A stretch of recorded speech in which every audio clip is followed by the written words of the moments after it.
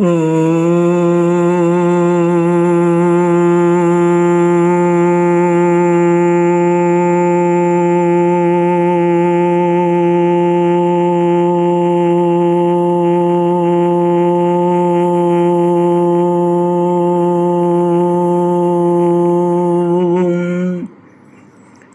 गुरुचरण कमलेभ्यो नमः।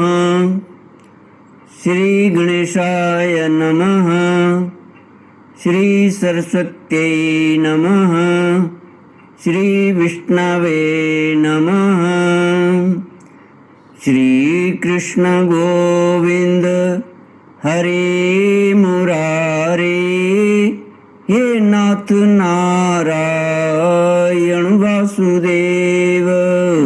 श्री कृष्ण गोविंद हरे मुरारे, हे नाथ नारायण वासुदेव। हे नाथ नारायण वासुदेव, हे नाथ नारायण वासुदेव, हे नाथ नारायण वासुदेव। श्री कृष्ण गोविंद हरे मुरारे, हे नाथ नारायण वासुदेव। ओम नमो भगवते वासुदेवाय। ओम नमो भगवते वासुदेवाय। ओम नमो भगवते वासुदेवाय। ओम नमो भगवते वासुदेवाय।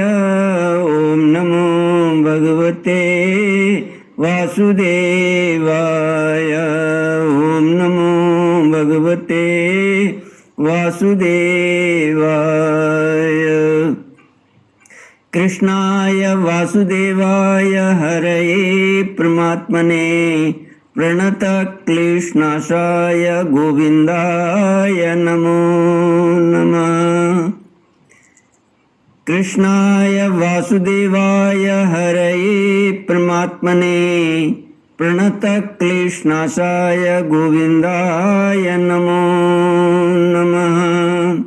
सच्चिदानन्दरूपाय विश्वोत्पत्त्यादिहेतुवे तापत्रयविनाशाय श्रीकृष्णाय वयं नमः। सच्चित आनंद स्वरूप परमात्मा जो सृष्टि के उत्पत्ति, पालन और संहार करता है तथा जीवों के आध्यात्मिक, आदि दैविक, आदि भौतिक तापों को नष्ट करने वाले हैं, अर्थात जीवों के मानसिक, शारीरिक और भौतिक दुखों को दूर करने वाले हैं, उन श्री कृष्ण भगवान को हम नमस्कार करते हैं।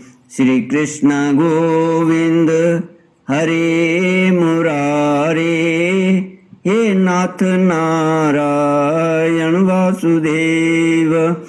कृष्णाय वासुदेवाय देवकी नंदनाय च नंद गोप कुमाराय गोविंदाय नमो नमः। श्रीमद् भागवत सप्तम स्कंद अथ द्वितीयोऽध्याय।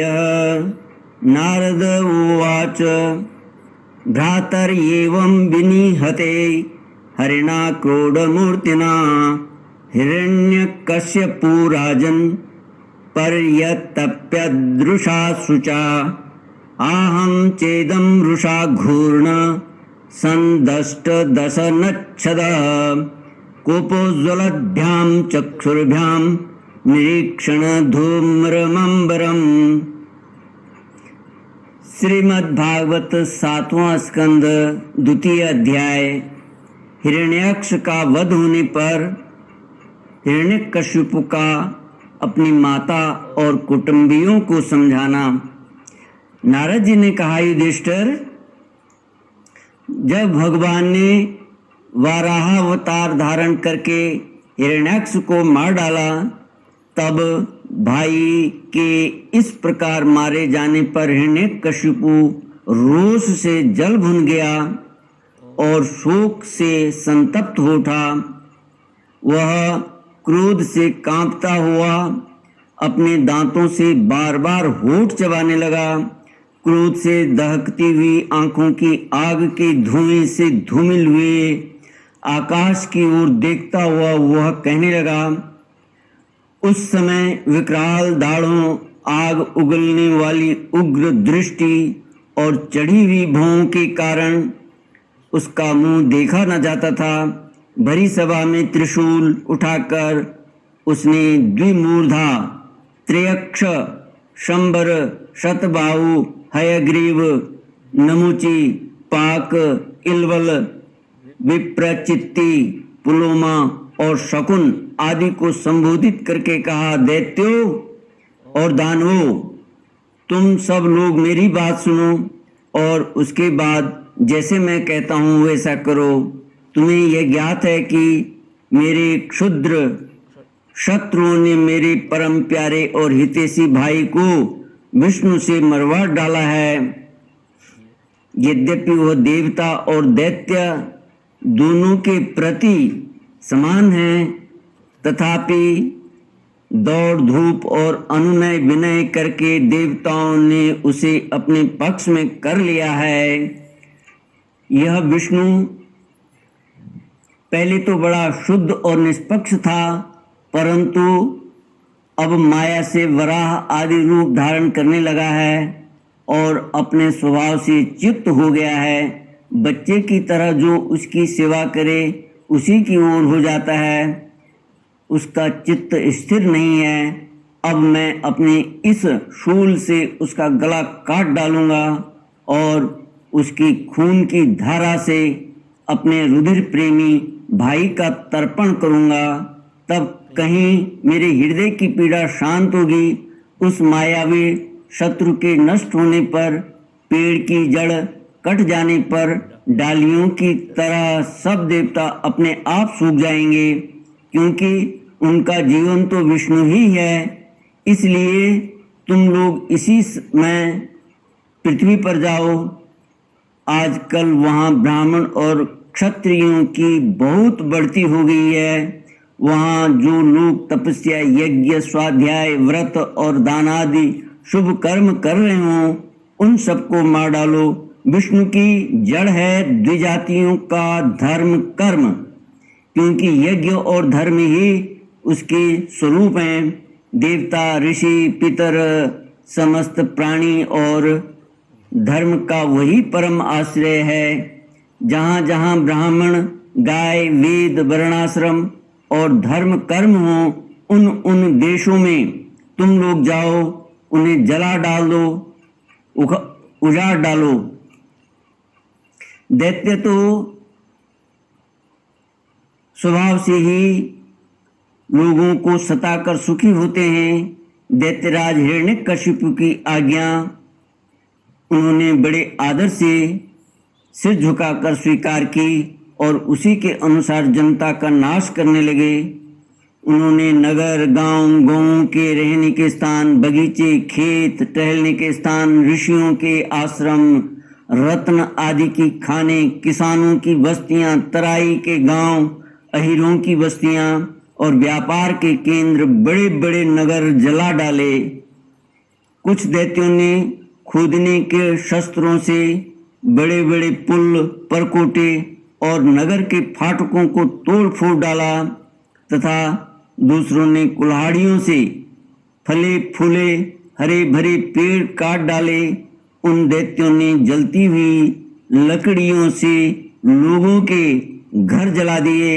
इस प्रकार दैत्यों ने निरीह प्रजा का बड़ा उत्पीड़न किया। उस समय देवता लोग स्वर्ग छोड़कर छिपे रूप से पृथ्वी में विचरण करने लगे। श्री कृष्ण गोविंद हरे मुरारे, हे नाथ नारायण वासुदेव। नारद जी ने कहा, युधिष्ठिर, भाई की मृत्यु से हिरण्यकशिपु को बड़ा दुख हुआ था। जब उसने उसकी अंत्येष्टि क्रिया से छुट्टी पाली, तब शकुनी, शंबर, धृष्ट, भूत संतापन, वृक, कालनाभ, महानाभ, हरिश्मश्रु और उत्कच अपने इन भतीजों को सांत्वना दी। उनकी माता रुषाभानु को और अपनी माता दिति को देश काल के अनुसार मधुर वाणी से समझाते हुए कहा। हिरण्यकशिपु ने कहा, मेरी प्यारी माँ, बहू और पुत्रों, तुम्हें वीर हिरण्याक्ष के लिए किसी प्रकार का शोक नहीं करना चाहिए। वीर पुरुष तो ऐसा चाहते ही हैं कि लड़ाई के मैदान में अपने शत्रु के सामने उसके दांत खट्टे करके प्राण त्याग करें। वीरों के लिए ऐसी ही मृत्यु श्लाघनीय होती है। देवी, जैसे प्याऊ पर बहुत से लोग इकट्ठे हो जाते हैं, परंतु उनका मिलना जुलना थोड़ी देर के लिए ही होता है, वैसे ही अपने कर्मों के फेर से दैववश जीव भी मिलते और बिछुड़ते हैं। वास्तव में आत्मा नित्य, अविनाशी, शुद्ध, सर्वगत, सर्वज्ञ और देह, इंद्रिय आदि से पृथक है। वह अपनी अविद्या से ही देह आदि की सृष्टि करके भोगों के साधन सूक्ष्म शरीर को स्वीकार करता है। जैसे हिलते हुए पानी के साथ उसमें प्रतिबिंबित होने वाले वृक्ष भी हिलते से जान पड़ते हैं और घुमाई जाती हुई आंख के साथ सारी पृथ्वी ही घूमती सी दिखाई पड़ देती है। कल्याणी, वैसे ही विषयों के कारण मन भटकने लगता है और वास्तव में निर्विकार होने पर भी उसी के समान आत्मा भी भटकता हुआ सा जान पड़ता है। उसका स्थूल और सूक्ष्म शरीरों से कोई भी संबंध नहीं है, फिर भी वह संबंधी सा जान पड़ता है।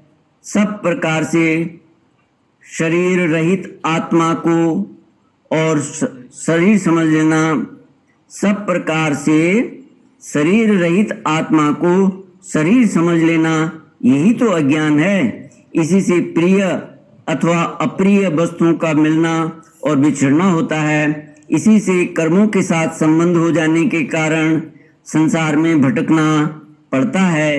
जन्म, मृत्यु, अनेकों प्रकार के शोक, अविवेक, चिंता और विवेक की स्मृति, सबका कारण यह अज्ञान ही है।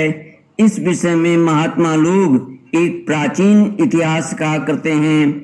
वह इतिहास मरे हुए मनुष्य के संबंधियों के साथ यमराज की बातचीत है। तुम लोग ध्यान से उसे सुनो। उशीनर देश में एक बड़ा यशस्वी राजा था। उसका नाम था सुयज्ञ। लड़ाई में शत्रुओं ने उसे मार डाला। उस समय उसके भाई बंधु उसे घेर कर बैठ गए। उसका जड़ाऊ कवच छिन्न भिन्न हो गया था। गहने और मालाएं तहस नहस हो गई थीं। बाणों की मार से कलेजा फट गया था। शरीर खून से लथपथ था। बाल बिखर गए थे। आंखें धस गई थीं। क्रोध के मारे दांतों से उसके होठ दबे हुए थे। कमल के समान मुख धूल से ढक गया था। युद्ध में उसके शस्त्र और बाहें कट गई थी। श्री कृष्ण गोविंद हरे मुरारे, हे नाथ नारायण वासुदेव। ओम पूर्णमद पूर्णमिदं पूर्णात् पूर्णमुदच्यते पूर्णस्य पूर्णमादाय पूर्णमेवावशिष्यते। ओम शांति शांति शांति। हरि ओम। श्री गुरुभ्यो नमः। हरि